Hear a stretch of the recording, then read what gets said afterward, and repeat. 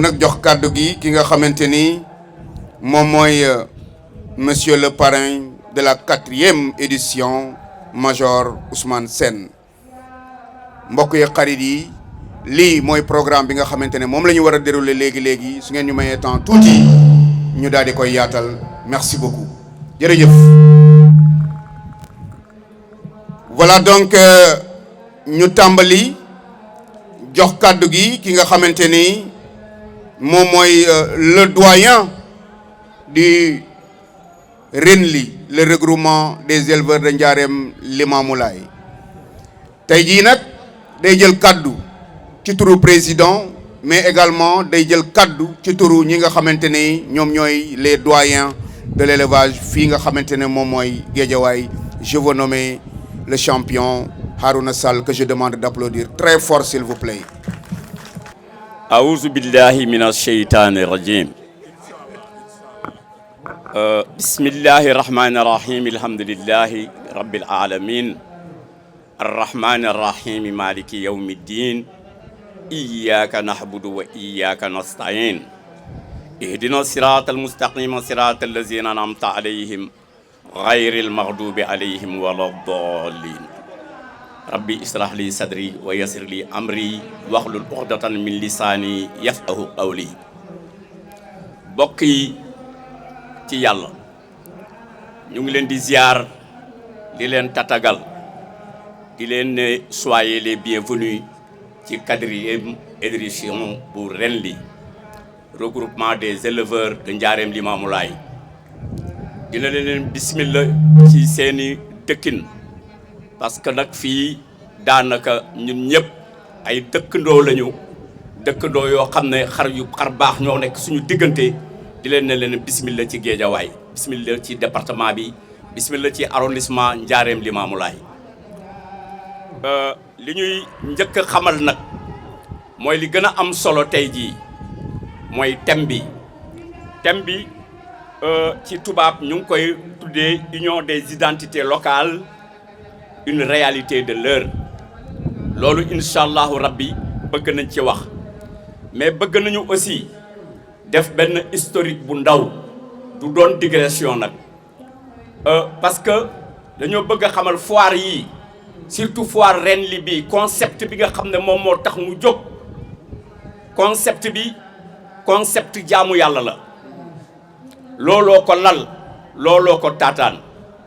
jaamu yàlla d'abord élevage ci boppam xam ngeen ne jaamu yàlla la donc Matar Seck defe naa am na lu mu fi wax lu bari nett la ñu fi xis yoo xam ne rafetlu nañ ko bu baax a baax ak li nga xam ne lu am solo mooy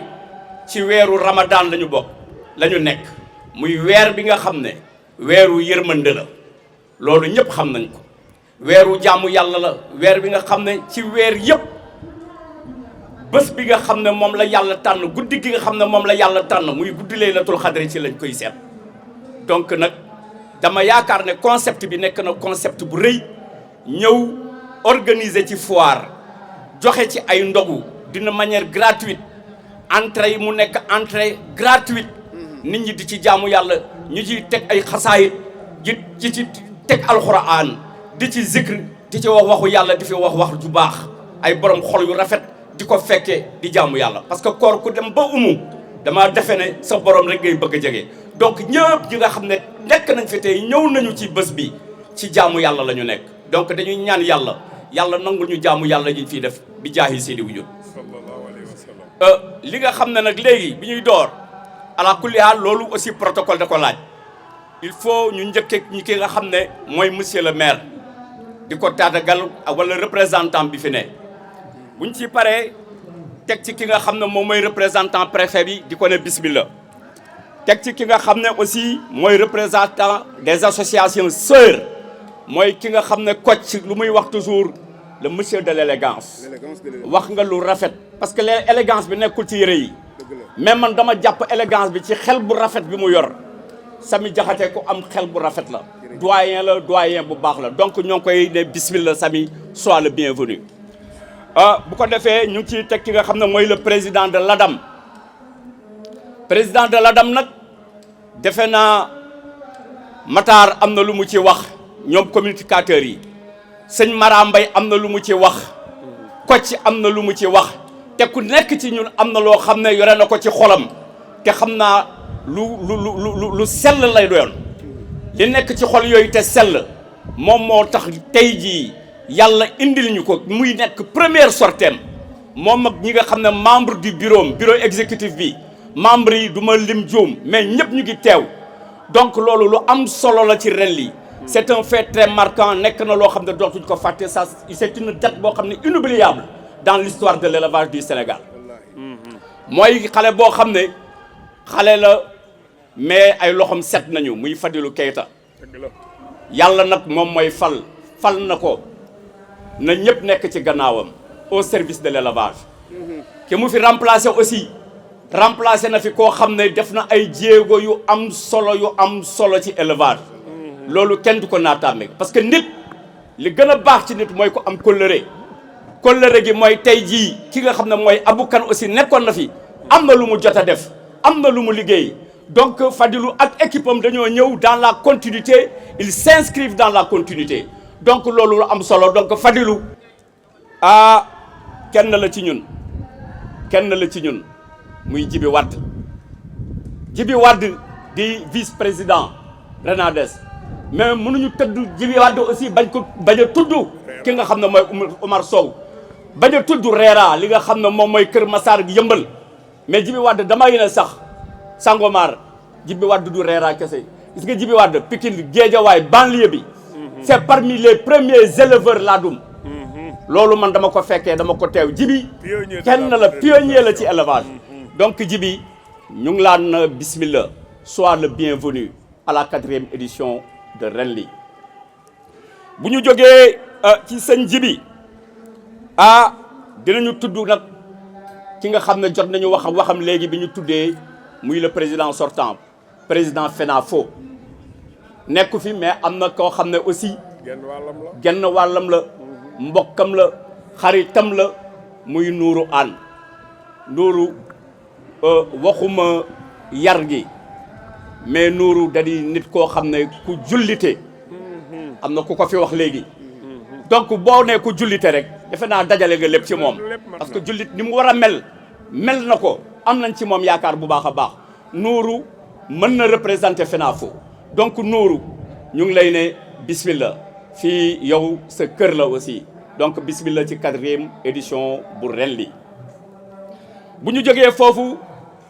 ki nga xam ne mooy kilifa élevage wala représentant le directeur de l'élevage moom la ñu ngi laan ne bismillah parce que ñoom ñoo ŋànk li nga xam ne moom mooy cëru élevage ci réew mi te chef de l'État jox leen ko ñoo ngi leen ne donc bismillah donc à la 4e édition de ren li bu ñu jógee ci foofu dinañu def nag li nga xam ne aussi il faut ñu tarxis ba foofu parce que c'est très important mooy parrain yi defe naa communicateur yi fi ne communicateur traditionnel yi jot nañ ci wax mais mënuñu aussi ñëw romb li nga xam ne mënuñu ko il faut ci kiiwu officiel bi ñu wax ci c'est très important ku ci mel ni duma balaa may àgg ci parrain bu mag bi damay ñëw ci parrain yi nga xam ne ñoom ñoo yore li nga xam ne dañ koo innover ren parce que ren li quand même boo leen xoolee xam ne lii ku ko gis xam ne innovation am na loo xam ne ci 10 box la commencé woon 11 box ñu nekk ci 4e édition tey mu day nii ba nga xam ne sax dañ koo limité pour mu nekk de la qualité pour mu am de la visibilité loolu moo tax ñu doxalee nii donc loolu dañuy ne vraiment c'est une organisation boo xam ne qui croît boo xam ne mu ngi yokku bu baax a baax mu ngi yokku te boo ko xoolee barke nag moo ko lal barke weeru koor bi moo ko lal boo ko jàngatee dëgg xam ne loolu barke weeru koor bee ko lal barke yërmande ko lal donc mi nga xam ne mooy docteur Niang gars yi wax na ci yow lu bari catu wuñ la nag parce que maam Abdou doon na wax boo toppee ci mbaaxu nit di ko wax bu yàggee dafay xaw a nur ak catu mais nag docteur Niang dafa am lu mu indi ci élevage yu Sénégal ci élevage yu laadum man je me rappelle docteur Niang bi muy nekk stagiaire laa ko xam moom xam na loolu docteur Niang te loolu léegi ça fait plus de 25 ans 26 ans ñu ngi jëm ci 30 ans yi docteur Niang amul éleveur bu mu jàppalewul anciens yi fi nekk yëpp góor gi gis ngeen góor gi daam bi non damay wax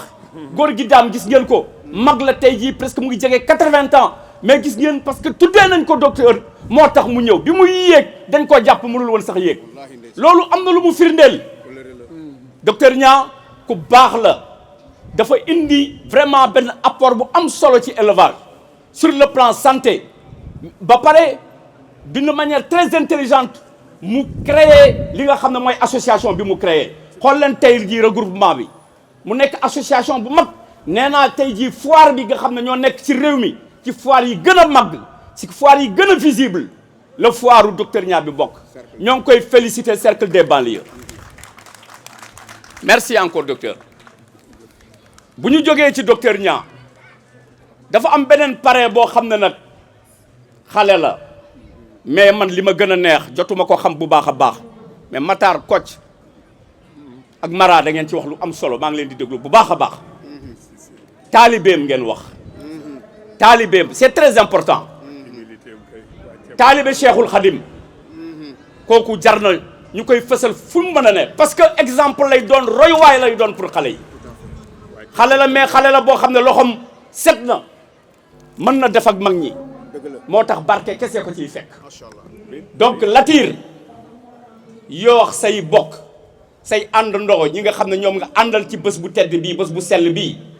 ñu ngi lay taatagal dina la bismillah di wax ne waa Mbuur yëpp daanaka teew nañu parce que teew nga élevage u Sénégal yëpp daanaka teew nañu parce que teew nga taalibe yëpp teew nañu parce que daanaka teew nga donc Latir bismillah bismillah bismillah jërëjëf bu ñu jógee ci Latir nag am nañu koo xam ne moom doomu Géejawaay la muy Masseer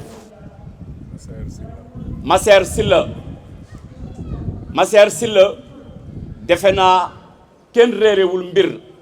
ci apport bi nga xam ne très positif boo xam ne indi na ko ci Géejawaay parce que nag defe naa maal bi muy jënd maal nit ñi di wax 15 millions nit ñu bari nee nañu xale bi xamul li muy def booba bi mu ko fi dugalee defe naa am na apport boo xam ne indi na ko ci élevage gën na yaatal élevage bokk na maal bi bokk koog éleveurs yëpp tey jii loolu defe naa am na incidence yu positive yoo xam ne indi na ko ci élevage nit ñi gis nañu njeexital yoo xam ne def na ko ci élevage donc Masseer nag di doomu Géejawaay donc lii foire bi nga xam ne moom mooy 4e édition ren li mbiram la mbiru boppam la moo ko moom parce que il s'identifie à ça donc Masseer vraiment yook say bokk ak ñi nga àndal délégation bi nga àndal ñëpp gis nañ ko dina la bismillah sois le bienvenu à la 4e édition de ren li am na koo xam ne nag aussi moo xam ne mënuñu ko bañ a tudd muy Baguette d'Or waaw Omar Touré defe naa defe naa mooy ren li sax ci boppam parce que ren li bu àggee fii loxo Omar Touré mu ngi ci mais Omar bés bu ne dafa xëccu pour ñuy mën a def ndogu yi sa fële nu mu tuddati société ba ci boulangerie ba mais mbir yi ni muy demee la rek ren aussi daf ko xëccoo xale yi ba nga xam ne ren incha allah bëgg nañu bu mbir mi bu ñuy ndogu ji ñëpp dem fa ndogu ji foofu nekk na un grand monsieur dans l'élevage mais un grand monsieur aussi boo xam ne ci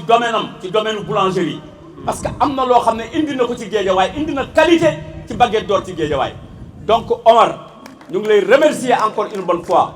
amuñu les mots pour te remercier ñu ngi lay ne sois le bienvenu yàlla na dund bi yàgg te yokk njëriñ bi yokku barke bi yokku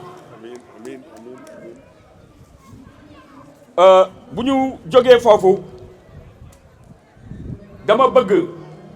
nag remercier waa ren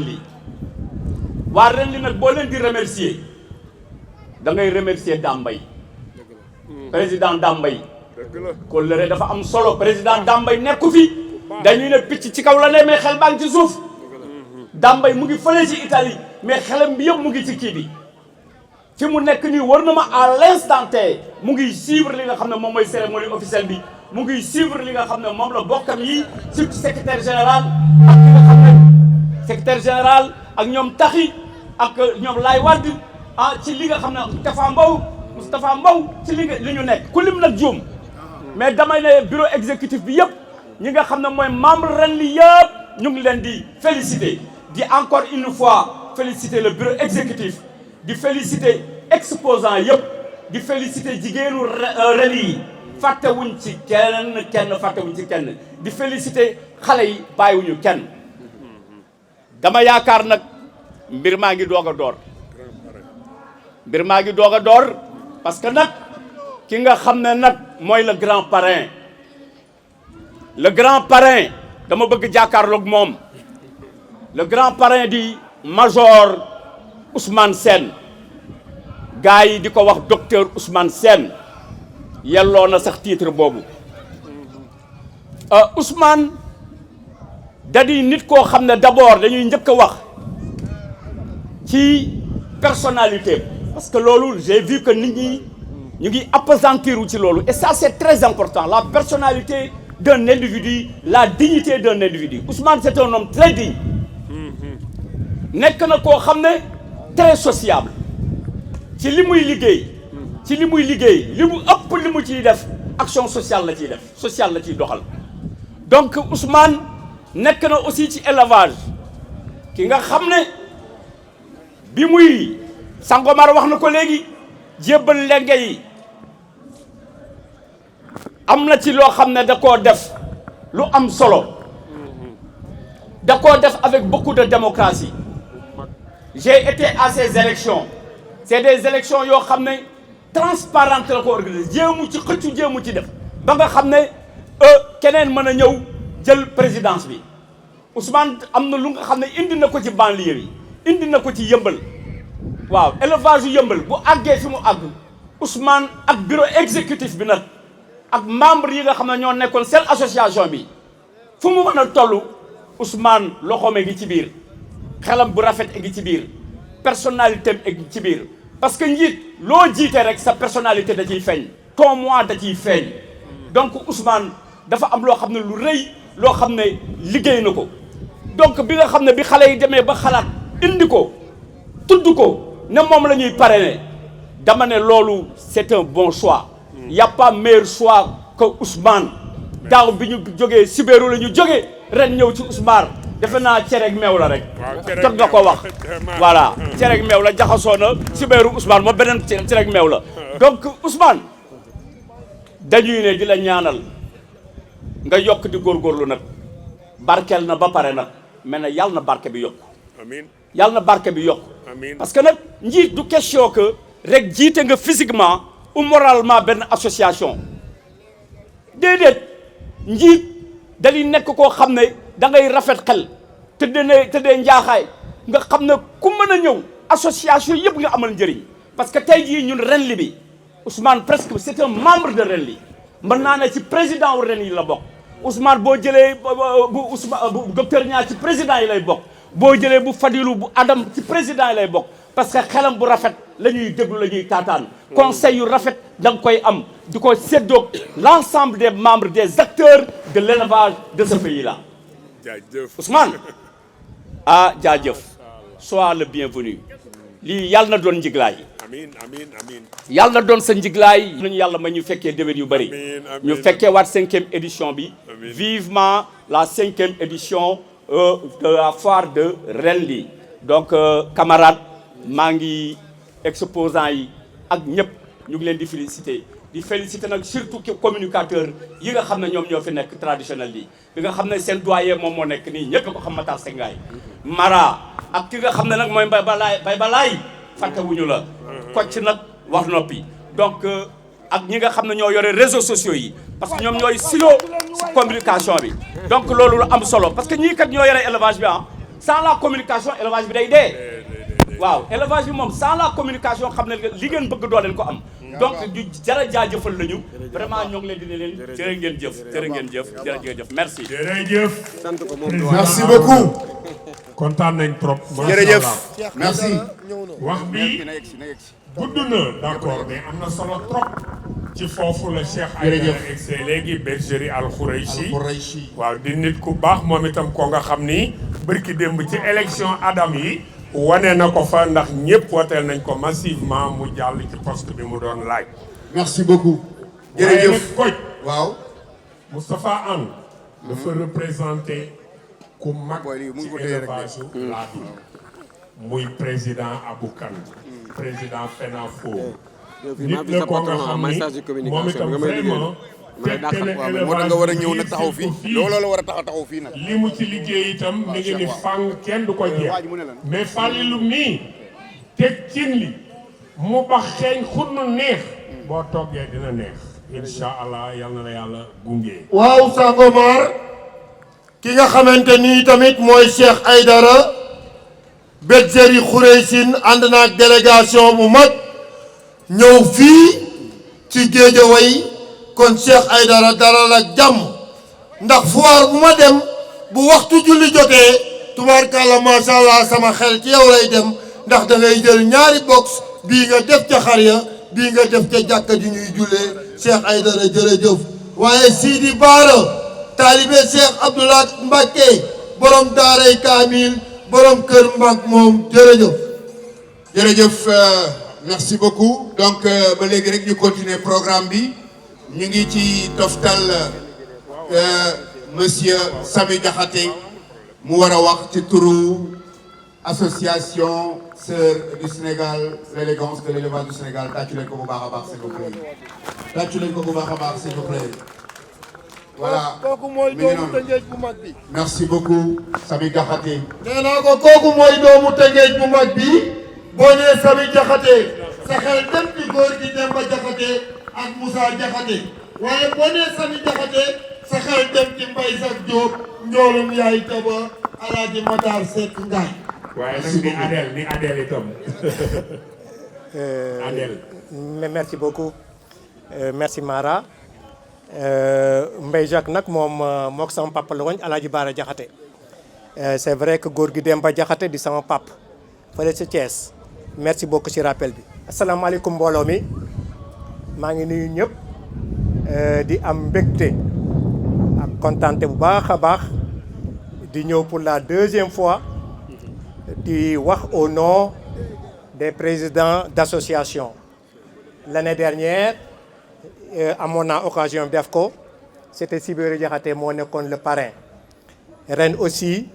ma am opportunité am di wax au nom des présidents ñu koy sant yàlla bu baax a baax di ci am mbégte di wax ni monsieur Arona Sall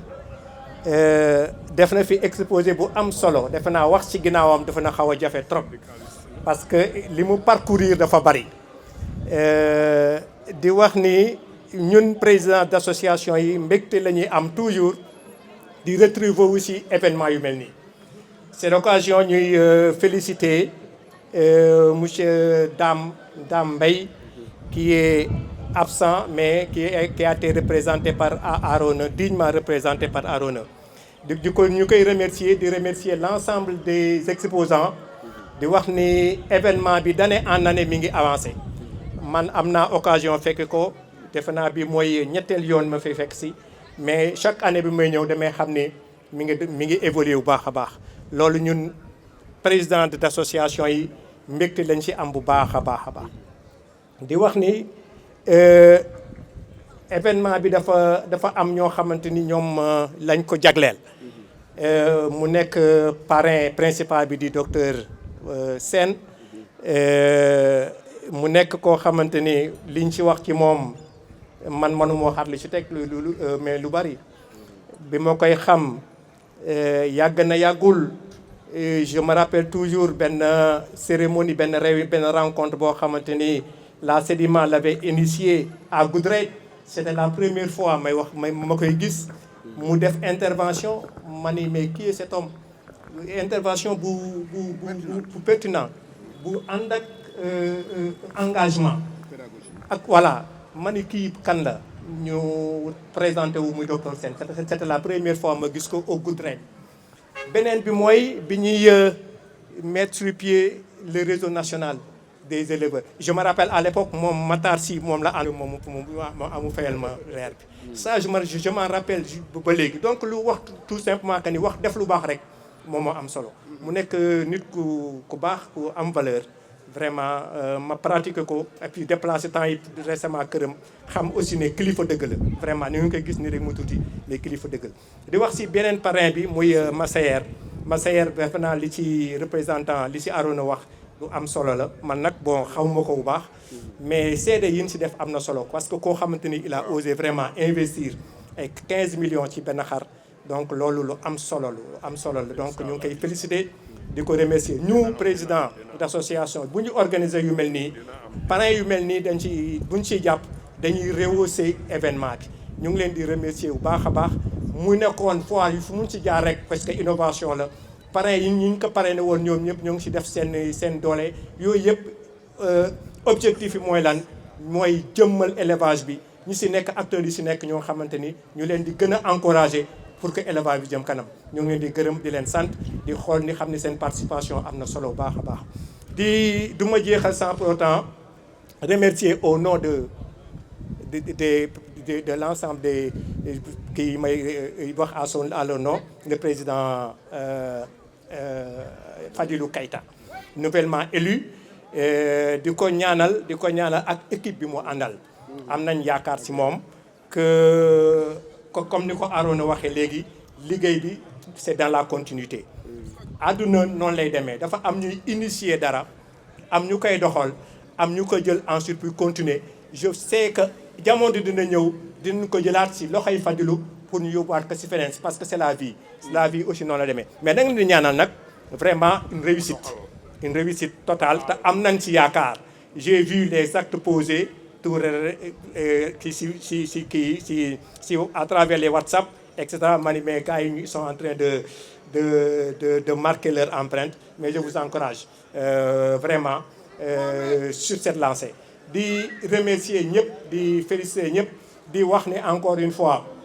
le président sortant Abou comme ni ko ñëpp waxee vraiment ñëpp reconnaître nañ fi mu jële woon Adam ak fi mu ko indi ñëpp xam nañ ko si a fait un parcours honorable mais la vie nag c'est comme ça il y a comme ni ma ko waxee sànq il y a des personnes qui posent des actes qui posent des mais après ñeneen ñoo ko ñëw continuer c'est ça la vie loo gis si àdduna dafay màgg am atteinte après ñëw kenn ñëw et cetera c'est la dialectique c'est comme ça il faut que les choses changent ñu ñaan yàlla nag muy changer ñi fi équipe bi fi nekk nag di def loo xamante ne vraiment lu ñuy teg bët la lu am njariñ ci élevage ñoo ngi leen koy souhaiter bu baax a baax a baax di wax ni encore une fois j'appelle aussi même moi mes parents présidents d'association que ñu contexte actuel bi ñu nekk nii il est grand temps qu'on bouge un petit peu ñu réagir ñëpp ñoo ngi jooy la cherté de l'aliment les conditions d'élevage yi fi nekk nii les objectifs à atteindre sont là Fadilou di gis naa ce programme déglu naa ko mais vraiment xam naa ni buñ ko déroulé bon dinañ am ay résultats yu am solo ci leen loolu mais ma ci appelé ñun ñëpp nag sur une large concertation de l'ensemble des associations vraiment autour des grands ensembles tels que la FENAFO ak le RENADES et je salue en passant monsieur Djibi Wade comme ni ñu ko waxee sànq qui est en fait une icône de l'élevage li mu def ci élevage bi kenn dootu ko natable mu Djibi Wade il n'est pas Kër Massar seulement il est national li mu def ci élevage ak fi mu ko jaarale kenn dootu ko natable c'est l'occasion encore moo koy nuyu di ko saluer di wax ne ko dalal ak jàmm di nuyu en même temps le président Omar Sow bi nga xamante ni moom moo ko fi représenté di nuyu en même temps le président Nourou Anne qui va parler au nom de la FENAFO ñoo ngi koy nuyu di ko sant di gërëm ñëpp di sant ñëpp di wax ne encore une fois la fête comme ni ñu koy gisee nii comme ni ko le président waxee kii bii moom beneen façon foire la foire bii moom beneen facette la ci foire yi moo tax man mbégte laay am toujours boo fi ñëw parce que da ngay xam ne fii am na baatin bu ci am li nga si wax moo ci nekk fii weeru koor la nit ñaa ngi fii woor di jaamu yàlla di julli ñu joxe ndogo yi di defee yëpp mais loolu vraiment lu am solo la boo fi ñuggee da ngay yëg leneen di profiter encore di remercier monsieur Touré baguette bi yore baguette d'or daa waxoon naa ko fii ne ko Touré la sant moom moo yàq affaire bi mais damay ragal man jaxate su ma ñëwee ndogu si mais vraiment du ma fa gis dara parce que ñoom ñu ngi sant Touré mais di ko remercier bu baax gars yi xam nañ vraiment li ngi leen di apporter chaque année même wax bi lay nekk di ñu wax naan xëy baax yomb na mais li jafe mooy nga dégg si mais chaque fois maa ngi lay gis ñu même seede yi ça veut dire que li ngeen di accompagner affaire bu sérieux la bu sincère vraiment ñoo ngi leen si gërëm di la sant du ma terminer nag comme vraiment sans pourtant remercier les communicateurs communicateurs traditionnels comme les communicateurs au niveau des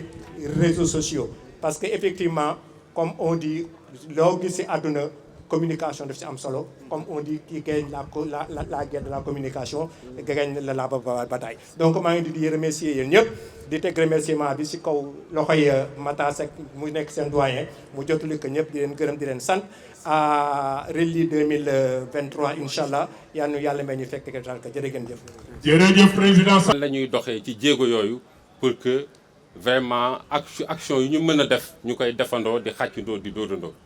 voilà tey nag moom vraiment sama kàddu mënu ci sori trop parce que vraiment sama jël parole tey c'était pas prévu mais dama bëggoon wax rek ci turu Abou Kane di féliciter les organisateurs di leen remercier ci initiative bi di wax asalaamaaleykum wa rahmatullah.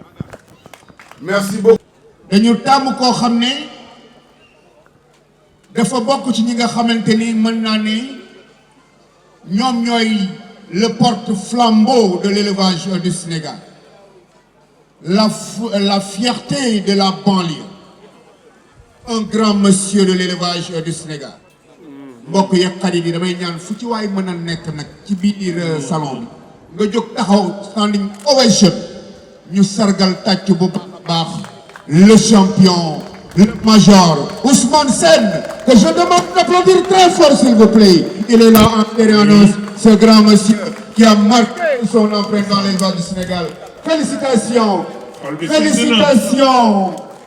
félicitations, félicitations, félicitations. Ah, c'est un grand monsieur. Nous lui pouvons féliciter monsieur Sène, la TFM qui vient d'arriver. Au bon moment, la TFM. Nous souhaitons la bienvenue. Il faut que nous foofu baax na. Enchaînement, ñu dem président Kaddu Gango. asalaam. na ñëpp bokk déglu président. boo gisee nit buy jël ay kàddu di homme d'état wala ñu jiital ko communicateurs yi ñëw ñaax ko wax ko lu baax tubaarkalla macha allah aw askan boo ca teralee kenn teral nga ñëpp di nga def sama nijaay Matar Seck ngaay moo tax ma jël ay kàddu kii di waaj a jël kàddu ah docteur la kii di waaj a jël kàddu borom cas social la kii di waaj a jël kàddu ku fonk ndeyam ak baayam la kii di waaj a jël kàddu borom yërmande la kii di waaj a jël kàddu koo koy kan docteur bu mag bi tubaarkalla macha allah koo bindal paracétamol fu mu dem moom lañ ko jox. Kocc jàllal leen ma ci sama enveloppe boobu am na solo président bismillah. asalaamaaleykum asku élevage ñoo ngi leen di nuyu ku nekk sa tur ak sa sant di jiital ci nuyoo bi nag monsieur le maire bi nga xam ne moo fi jóge léegi di rafetlu taxawaayam bu baax a baax di nuyu également les grandes instances le RENADES réseau national des éleveurs du Sénégal nga xam ne man membre laa fa nekk commission relations extérieures et internationales di nuyu également waa FENAFO nga xam ne le président Abou Kane déggante nañu Moustapha li mu wax dëgg la bëggoon na fee teew mais jaam ak bëgg-bëggam yàlla ak dogalam di nuyu l'ADAM en passant par son président Fallou Keïta, il l'a dit, hein. Avant d'être président, Fallou c'était mon ami. J'espère que nous sommes berger le président Abou. Le rafet la fa wax. C'est un homme très entier. Kon Fallou, yak sa équipe nga and ceeg Issa Saka nga xamné Issa depuis démb ba légui ñu ngi fi depuis 2 h du matin di waxtaan ci walu élevage di waxtaan aussi ci walu adam di nuyu également Omar Cissé di nuyu Diatou Koulibaly nga xamné c'est notre sœur de Renades. J'espère que duma nuyu Adam le bureau exécutif nuyu na ñëpp di leen ñaanal nak li ngeen jot a yor te nit ñi am ci yéen yaakaar yal na yaakaar bañ a tas ndax wax dëgg yàlla weeru koor la ñu nekk muy weeru yërmande di weeru ñaan li ngeen fi ngeen bëgg a yóbbu Adam yal na ko fa yàlla ànd ak yéen jàppale leen ba ngeen egg fa. di nuyu les associations sœurs. J'ai vu ci seet bi mon oncle le président Sami Diakhaté Sami ñu ngi lay jaar di rafetlu sa présence di wax rek ne nga muñal ñu rek tey discours bi du gudd ndax xam naa ni jaxate nga te am na lu lay xaar kër ga. di nuyu également docteur Niang li ngeen ci wax dëgg la mais ndekati docteur mbokk la. Docteur Niang sama mbokk la yàlla moo ko dogal donc yàlla dafa dogal également docteur Niang lu rafet rek lañ mos a séq kon docteur rendez-vous dans 2 mois incha allah. di nuyu également le président Djibi Wade nga xam ne moo fi représenté woon Renades léegi ak le président ADER muy Soubérou Diakhaté di nuyu également le président Matar Sy nga xam ne actuellement nii moo jiite rek ànd ak délégation bu mag wax dëgg yàlla ñëw ànd ak man ci sama bis bi dañuy bañ a lim parce que ku lim juum mais yàlla dafa dogal bis bi ñu am ci contentement lool ndax dama sama xaritu démb yi ku mel ni Cheikh Omar lii nga xam ne moom laa tuddee doom ku mel ni Matar Ndiaye nga xam ne mi ngi nii ci seyit bi toog ci kaw ñuy sunu ami d'enfance ñoom ñëpp ñëw nañu di sant sama sëriñ nag ndax daf ma envoyé doomam muy Moubarak Mbacké ne ma foo teg sa tànk na fa teg sa tànk di nuyu ñëpp nag di ziar ñëpp di ziar sama mbokk meen yi nga xam ne Khadim Sène mi ngi fi di jël Nafi Sène sama grand frère Abdou Sène ñoo bokk ndey ak baay di ñëw nag ci waa Relli sëñ Omar Touré ñu ngi lay ziar sa taxawaay rafet na jotuñu gisante mais sa démb lépp ñu ngi ko doon waxtaane ci yow ci lu baax sa modestie vraiment sa générosité di ñëw nag ci bala may dem ci communicateur traditionnel yi ma mujjee ko ak les infos dama bëggoon nuyu tous les membres du Relli en commençant par leur président Dambay Dame mook sama rak bu ma bokkal ndey ak baay ñoo nekk Italie di nuyu Lay Ñinga Lay di suma xarit di suma lépp di nuyu le président de l'organisation machallah Moustapha Mbaw nga xam ne ay parents lañu d'ailleurs ndax maamam la woon ak sama maam di nuyu sëñ Ale nga xam ne imam bi la di kontaan ci moom lool sax di kontaan ci ñoom Cheikh Wade di kontaan également ci le trésorier Takhirou di nuyu aussi le chargé de la com monsieur Mangane di nuyu également le trésorier général machallah Takhirou ñoom ñëpp ñu ngi leen di nuyu yaakaar naa dañu nuyoo le bureau exécutif rek nuyu nañ ñëpp tey doon nag dafa doon bis bu nga xam ne j'espère que duñ def discours bu yàgg ndax ngomee ni fi ñu toll ak fayeen yi gisatuñu mais na ngeen xam ne rek am nañ mbégte lool kontaan nañ trop ci waa Relli kontaan nañ ci oxlu élevage parce que lu mel ni koor nga jógloo nit ñi ñëpp jóg loolu du lu yomb te tey wax dafay xaw a jafe parce que nit ki mënoo nekk ci benn contentement ba pare am benn discours de haut niveau dafa àndul ndax mbégte dafa dugganteeg loolu dañuy bañ rek képp ku nga xam ne àndaloon na yow tey duñ la fàttee rek na nga xam ne nit moo matut te wax du bëree rek asakay wax génn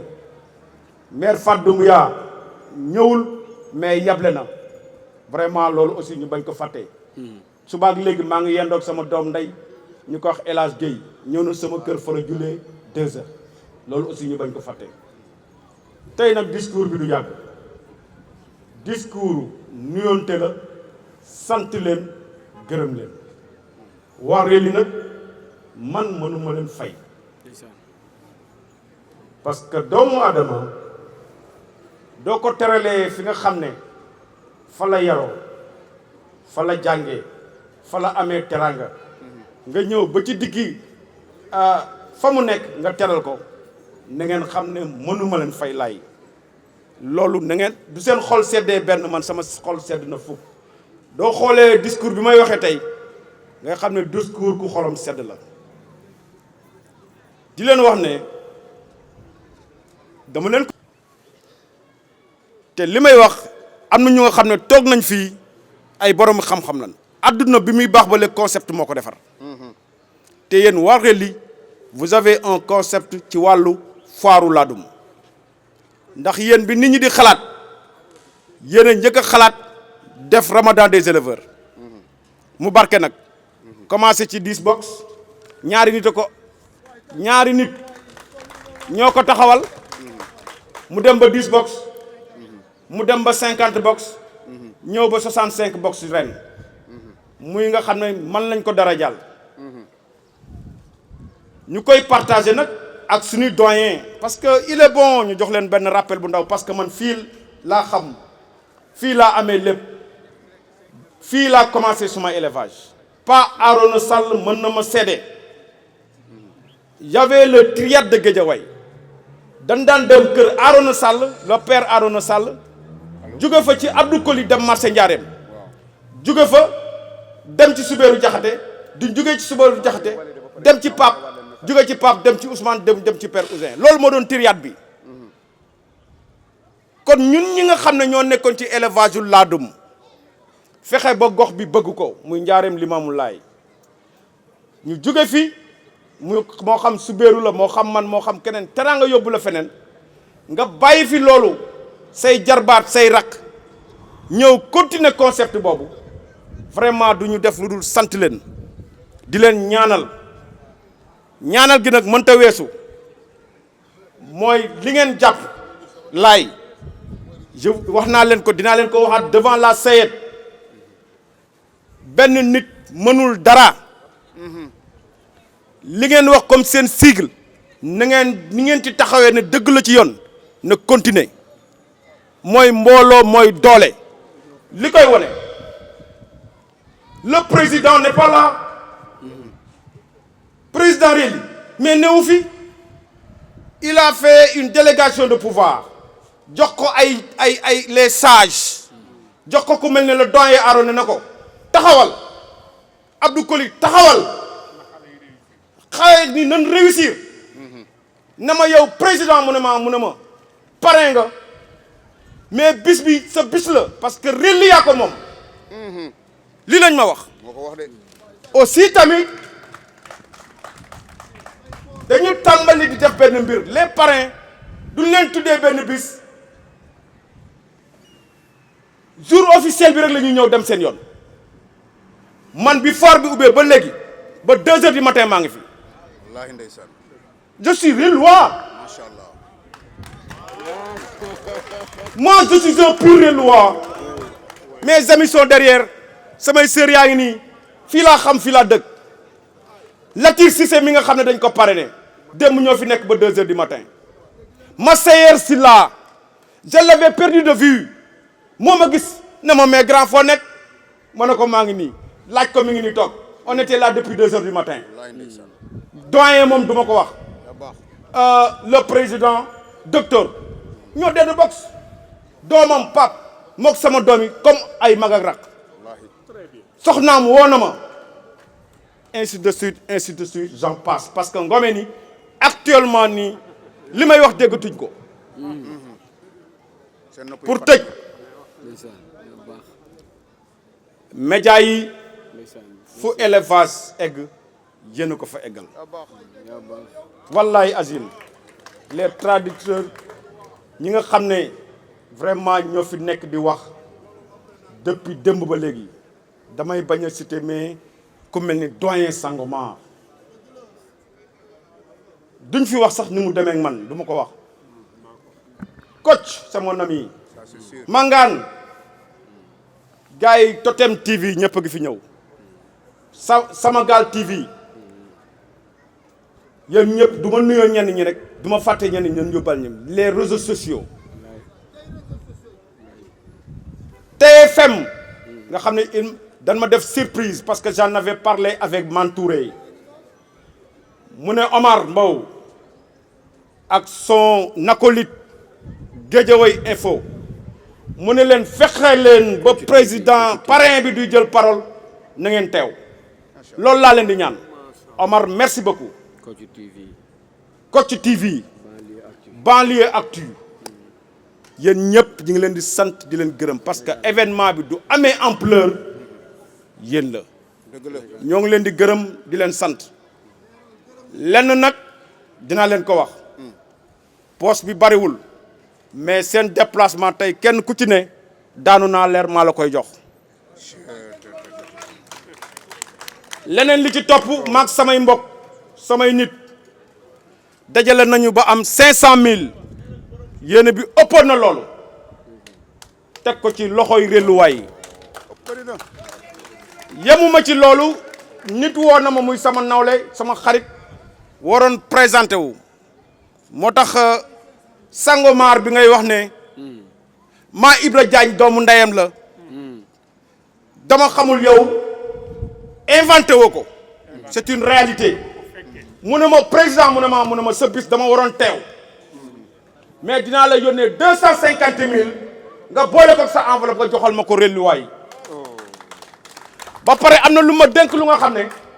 du ma ko wax fii kooku ça sera une surprise pour l'année prochaine ma jeexalee ci relli enveloppe bi maa ngi ko jox nag sama doomu ndey mi ngi nii El Hadj Gueye na ma ko joxal doyen Arona Sall macha Allah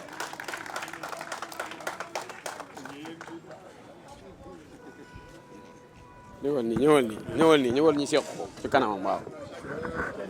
ñëwal ñi seen ñëwal ci digg bi docteur voilà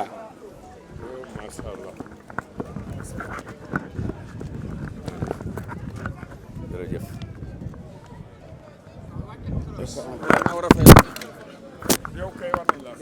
président ngeen maa war a fay Cheikh Ousmane déplacement bi Cheikh Ousmane Sène major ñu ngi lay sant waa ren bi ñu ngi lay sant yow li ngay defal ren li ngay defal élevage ëpp na ay milliards wax nga ko yow ci nga dëkk xel bu rafet ci nga dëkk physiquement guddeeg bëccëg ci ngay dëkk da ngay nekk xale yi ñoom ñëpp ba ay 2 heures du matin ba 3 heures du matin di leen xelal donc loolu ëpp na ay milliards waaw ñu seenu nañ ci yow loo xam ne lu rëy te loolu bés bu nekk yaa ngi koy def mooy sa xel bu rafet sa jikko ju rafet jërëjëf merci jërëjëf continuez. Non, on peut terminer mon ami. Début maintenant. Jërëjëf. Président docteur Ousmane Sène ñaari doyen yi suñu dañuy ñaan suñu ñaari doyen ñu jox la ñuy cadeau waa ren bi muy doyen Bira Seck ak doyen Ibrahima Diong ñu taxaw jox la cadeau pour waa ren bi. Merci beaucoup, mesdames et messieurs. Ainsi prend fin la fête. Di leen wax nag ni enveloppe bi s'il vous plaît avant ngeen di dem rek ngeen may ñu rek ñu yeggali loolu.